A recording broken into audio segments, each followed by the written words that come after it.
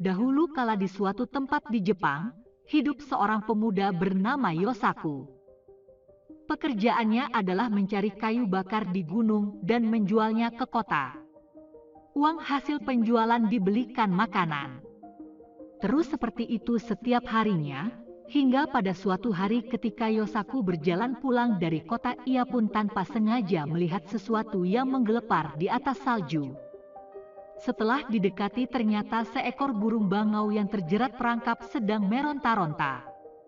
Yosaku segera melepaskan perangkap itu. Bangau itu sangat gembira. Ia berputar-putar di atas kepala Yosaku beberapa kali sebelum terbang ke angkasa. Karena cuaca yang sangat dingin, sesampainya di rumah, Yosaku segera menyalakan tungku api dan menyiapkan makan malam. Saat itu terdengar suara ketukan pintu di luar rumah. Ketika pintu dibuka, tampak seorang gadis yang cantik sedang berdiri di depan pintu. Kepalanya dipenuhi dengan salju. "Masuklah, Nona pasti kedinginan. Silahkan hangatkan badanmu dekat tungku," ujar Yosaku. "Nona mau pergi kemana sebenarnya?" tanya Yosaku. "Aku bermaksud mengunjungi temanku, tetapi karena salju turun dengan lebat, aku jadi tersesat. Bolehkah aku menginap di sini malam ini?" "Boleh saja Nona, tapi aku ini orang miskin, tak punya kasur dan makanan," kata Yosaku. "Tidak apa-apa, aku hanya ingin diperbolehkan menginap." Kemudian gadis itu merapikan kamarnya dan memasak makanan yang enak. Ketika terbangun keesokan harinya, gadis itu sudah menyiapkan nasi. Yosaku berpikir bahwa gadis itu akan segera pergi.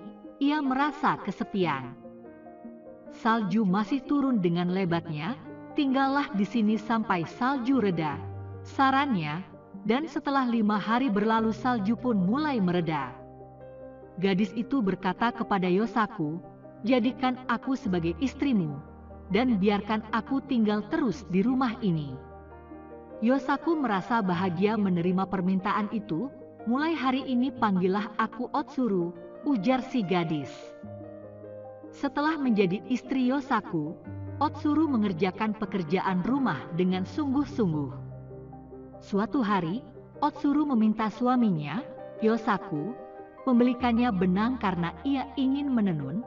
Otsuru pun mulai menenun dan dia juga berpesan kepada suaminya agar jangan sekali-kali mengintip ke dalam penyekat tempat Otsuru menenun. Setelah 3 hari berturut-turut menenun tanpa makan dan minum, Otsuru pun akhirnya keluar. "Ini kain tenunannya sudah selesai kubuat. Ini adalah tenunan Ayanishiki. Kalau dibawa ke kota pasti akan terjual dengan harga mahal." Dan Yosaku bergegas membawanya ke pasar untuk dijual. Sesampainya di pasar, Yosaku sangat senang karena kain tenunannya dibeli orang dengan harga yang cukup mahal.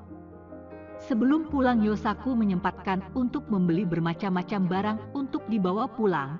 "Berkat kamu, aku mendapatkan uang sebanyak ini. Terima kasih istriku," kata Yosaku sembari tersenyum.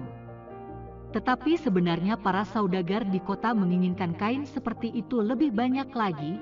Imbuh Yosaku, "Baiklah, akan aku buatkan," ujar Otsuru. Kain itu selesai pada hari keempat setelah Otsuru menenun. Tetapi tampak Otsuru tidak sehat dan tubuhnya menjadi kurus. Otsuru meminta suaminya untuk tidak memintanya menenun lagi. Di kota, sang saudagar minta dibuatkan kain satu lagi untuk kimono Tuan Putri. Jika tidak ada, maka Yosaku akan dipenggal lehernya. Hal itu diceritakan Yosaku pada istrinya. "Baiklah, akan kubuatkan lagi, tetapi hanya satu helai ya," kata Otsuru, karena cemas dengan kondisi istrinya yang makin lemah dan kurus setiap habis menenun. Yosaku berkeinginan melihat ke dalam ruangan tenun tersebut. Tetapi Yosaku amat sangat terkejut ketika yang dilihatnya di dalam ruang menenun, ternyata seekor bangau sedang mencabuti bulunya untuk ditenun menjadi kain. Sehingga badan bangau itu hampir gundul kehabisan bulu. Bangau itu akhirnya sadar dirinya sedang diperhatikan oleh Yosaku. Seketika bangau itu pun berubah wujud kembali menjadi seperti asalnya Otsuru. Akhirnya kau melihatnya juga, ujar Otsuru. Sebenarnya aku adalah seekor bangau yang dahulu pernah kau tolong. Dan untuk membalas budi aku berubah wujud menjadi manusia dan melakukan hal ini, ujar Otsuru. Dengan demikian berarti sudah saatnya aku berpisah denganmu Yosaku, maafkan aku, istriku. Kumohon jangan pergi, jangan tinggalkan aku, kata Yosaku. Otsuru akhirnya berubah kembali menjadi seekor bangau. Kemudian ia segera mengepakkan sayapnya terbang keluar dari rumah menuju ke angkasa. Dan tinggallah Yosaku seorang diri sambil menyesali perbuatannya.